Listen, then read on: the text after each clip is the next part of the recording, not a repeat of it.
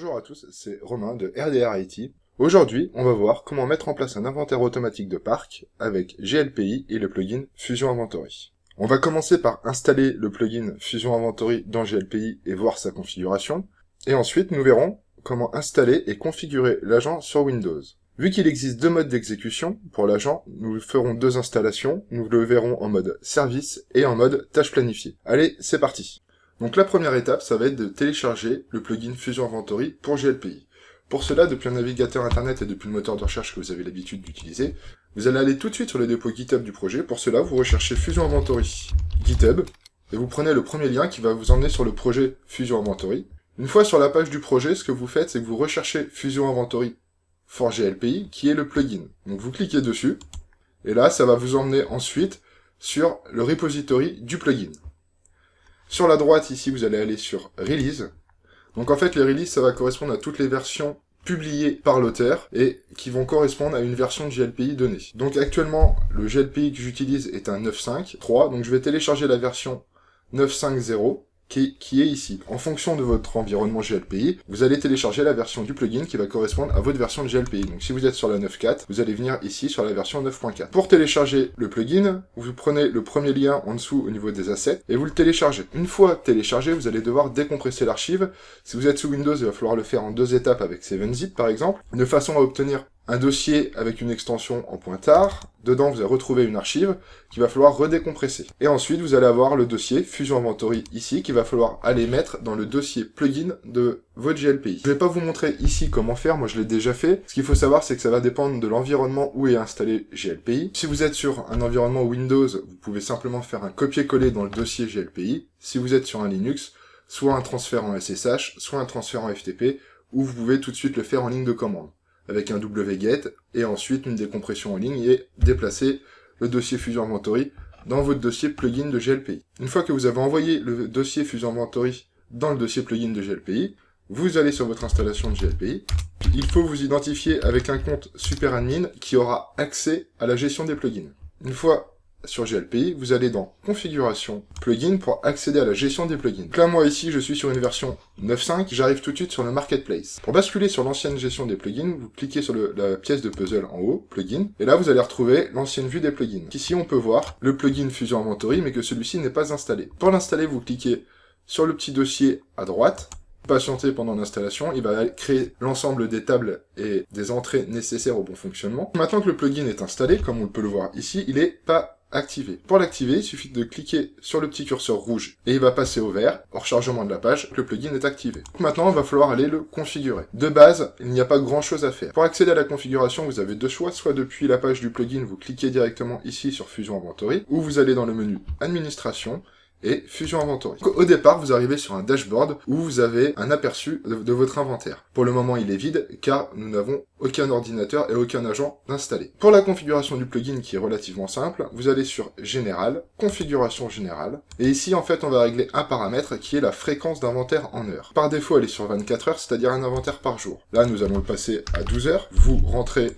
la valeur souhaitée, et vous sauvegardez. Alors, ce paramètre ne va influer que sur les agents qui sont installés en mode service. Pour les agents en tâche planifiée, c'est la tâche planifiée qui va configurer la fréquence d'inventaire. Vous pouvez aussi configurer les éléments remontés par l'agent, donc pour cela, vous allez dans Inventaire Ordinateur, qui se trouve sur la gauche, et ici, vous avez plusieurs options d'import, où vous pouvez sélectionner ce qui est remonté ou non. Donc là, en fonction de ce que vous avez besoin, je vous laisse configurer ce que vous voulez, et vous cliquez sur Sauvegarder. Maintenant, GLPI et Fusion Inventory sont prêts pour recevoir les inventaires depuis les agents. Ce qu'on va faire maintenant, c'est qu'on va aller installer l'agent sur deux serveurs, Windows 2016, et on va voir comment ça fonctionne. Maintenant, ce que l'on va faire dans cette deuxième partie de cette vidéo, ça va être de télécharger l'agent. Alors, ce qu'il faut savoir, c'est que l'agent est disponible pour plusieurs plateformes. Vous l'avez pour Windows, Linux et Mac. Et également, vous pouvez télécharger les sources et le compiler par vous-même. Pour télécharger l'agent, vous allez retourner sur le dépôt GitHub Fusion Inventory Project et vous allez rechercher le repository Fusion Inventory Agent qui est disponible sur la page d'accueil. Comme pour télécharger le plugin, vous allez aller dans la partie Release et là, vous allez pouvoir télécharger l'agent en fonction de votre système d'exploitation. Donc vous l'avez déjà compilé pour plusieurs distributions, si vous êtes sous Linux, et pour Windows, il est disponible en 64 bits et en 32 bits.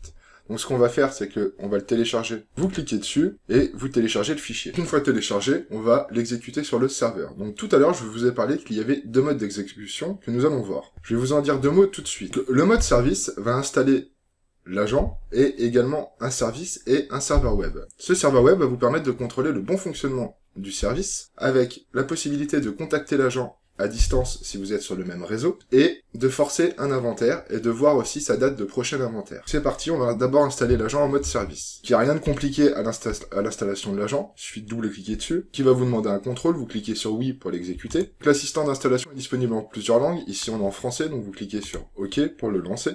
La première page de l'assistant vous dit que vous allez installer l'agent Fusion, donc vous cliquez sur suivant. Vous devez accepter les termes de la licence, et vous cliquez ensuite sur suivant. Alors l'agent dispose de plusieurs composants. Pour un inventaire simple d'ordinateur, vous le laissez par défaut. Nous verrons les autres options d'inventaire, notamment la découverte réseau et l'inventaire réseau dans une autre vidéo dédiée à ce type d'inventaire. Donc là, vous cliquez sur suivant. Si nécessaire, changez l'emplacement d'installation.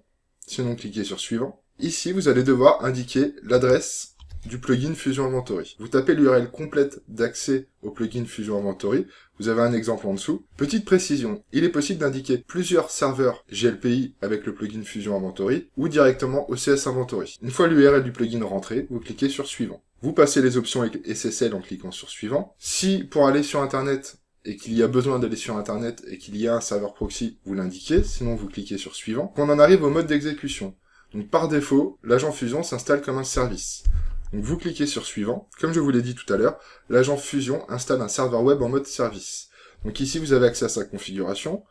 Vous pouvez normalement la laisser par défaut, vous cliquez sur suivant. L'agent propose aussi différentes options d'installation. Donc ici la seule chose qu'on va cocher, c'est lancer un inventaire immédiatement après l'installation. Ce qui fait que le service va aller contacter le serveur GLPI et le plugin Fusion Inventory directement après l'installation. Vous pouvez aussi indiquer un tag. Je reviendrai sur l'utilisation des tags dans une autre vidéo, car elle va vous permettre plusieurs choses, soit d'orienter l'agent vers une entité particulière, ou ça peut être aussi une option de sécurité. Si votre serveur GLPI est exposé sur Internet, en indiquant un tag, ça va vous permettre en fait de filtrer les inventaires. Parce que ce qu'il faut savoir, c'est que si votre serveur GLPI est publié sur Internet, on pourrait facilement injecter des informations dans votre GLPI. Une fois les options diverses configurées, vous cliquez sur suivant. Donc vous avez différentes options avancées, ici on ne va pas y toucher, vous cliquez encore sur suivant. Alors, les options de debug. Pour votre première installation de GLPI, je vous conseille, et vos premières installations d'agents, de les activer. Ça va vous permettre, si l'agent ne remonte pas dans Fusion Inventory, de vérifier pourquoi, et où ça a bloqué. Donc pour cela, vous choisissez le niveau de debug 1 ou 2, et vous patientez pendant l'installation.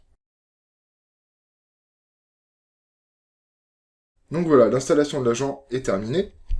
Vous cliquez de nouveau sur suivant et sur fermer pour quitter l'assistant. Ce que je vous propose maintenant, c'est d'aller voir sur GLPI si notre agent est remonté. On est de retour sur GLPI et on peut déjà voir au niveau du dashboard d'arrivée qu'on a 31 logiciels inventoriés et un ordinateur. On peut en déduire que l'agent a correctement fait son travail. Donc on va aller voir ça tout de suite. Vous allez aller sur Administration Fusion Inventory.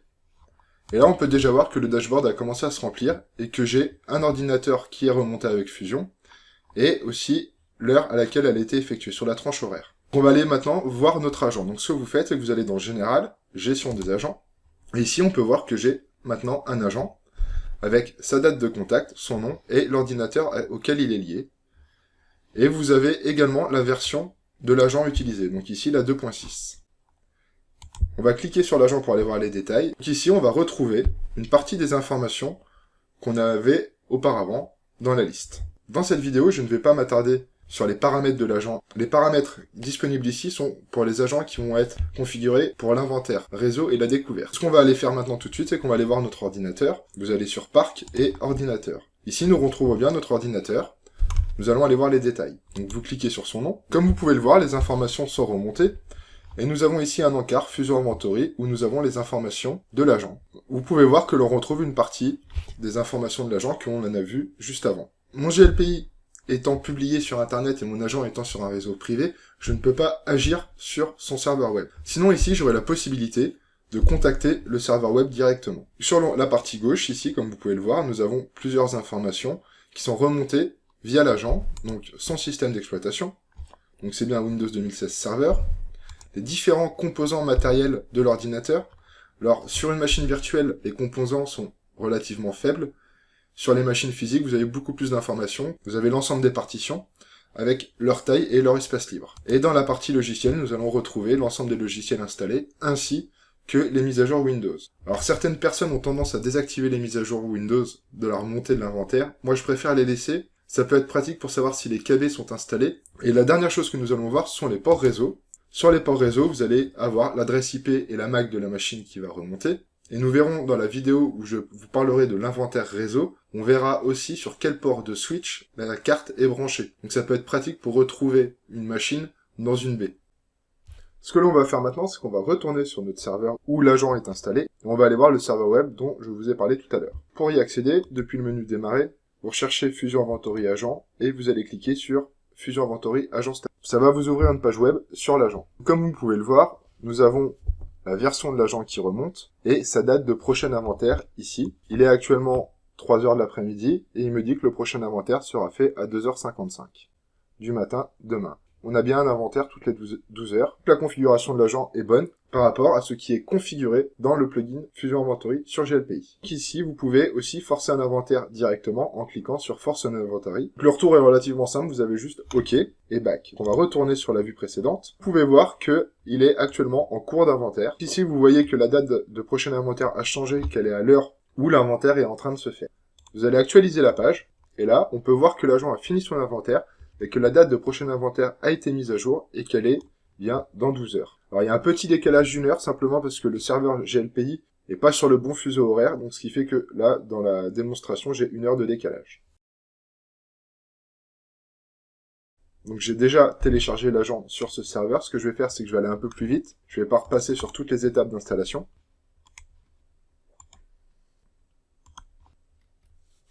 Nous voilà au mode d'exécution. Donc ici, je vais sélectionner comme une tâche Windows. Je vais cliquer sur Suivant. Là, et on va vous demander tous les combien de temps la tâche va s'exécuter. Donc par défaut, elle est configurée pour s'exécuter toutes les heures. En fonction de votre besoin, vous adaptez. Là, je vais la laisser par défaut. Je vais cliquer sur Suivant. Alors, cocher la case ici, lancer un inventaire immédiatement, n'aura aucun effet. Ce que je vais faire, c'est que je vais la cocher et je vais vous le montrer. Cliquez sur Suivant. Et on va laisser l'agent s'installer. Donc voilà, l'installation est terminée. Vous cliquez sur Suivant et Fermer pour quitter l'assistant. Donc ce qu'on va faire tout de suite, c'est qu'on va aller voir la tâche planifiée. Donc pour cela, vous accédez au planificateur de tâches depuis Windows.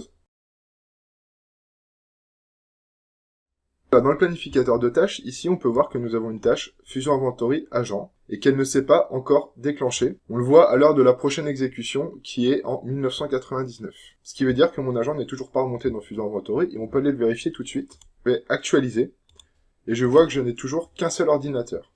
On peut aussi le vérifier depuis la liste des agents dans Fusion Inventory. Ici, je n'ai toujours rien. Donc ce qu'on va faire, c'est qu'on va forcer l'exécution de la tâche. Depuis le gestionnaire de tâches, ce que vous faites, c'est que vous faites un clic droit sur la tâche et vous faites exécuter. Donc là, on peut voir que la tâche est passée en cours d'exécution. Ce qu'on va faire, c'est qu'on va retourner sur notre serveur et on va voir si l'agent remonte. Donc là, je vais actualiser la page. Je n'ai pour le moment toujours rien. Donc là, maintenant, on voit que j'ai bien 2 ordinateurs de Fusion Inventory. Ce qu'on va faire, c'est qu'on va aller dans la gestion des agents et on va regarder si notre agent est bien remonté. Nous avons bien notre deuxième serveur ici, qui est lié à l'ordinateur. Donc si on retourne dans la gestion du parc et des ordinateurs, on voit bien notre deuxième ordinateur qui est ici. Donc tout est bon, notre agent fonctionne également. Voilà, vous savez maintenant comment mettre en place un inventaire automatique dans GLPI. Pour finir cette vidéo, on va aller voir deux choses. Où se trouve la configuration de l'agent dans Windows et les fichiers de debug que je vous ai parlé tout à l'heure.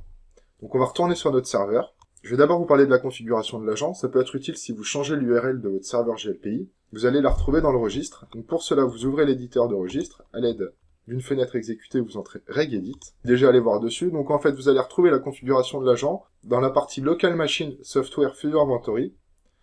Et ici, vous avez une clé qui s'appelle serveur, où vous allez retrouver l'URL de votre plugin Fusion Inventory et de GLPI. On va maintenant aller voir le fichier de debug sur le premier serveur. Pour y accéder, on va passer par l'explorateur Windows et vous allez aller dans le dossier d'installation Fusion Inventory, qui se trouve dans ces deux points, Programme, Fusion Inventory Agent. Et normalement, ici, on est censé avoir le fichier de debug dans le dossier Log.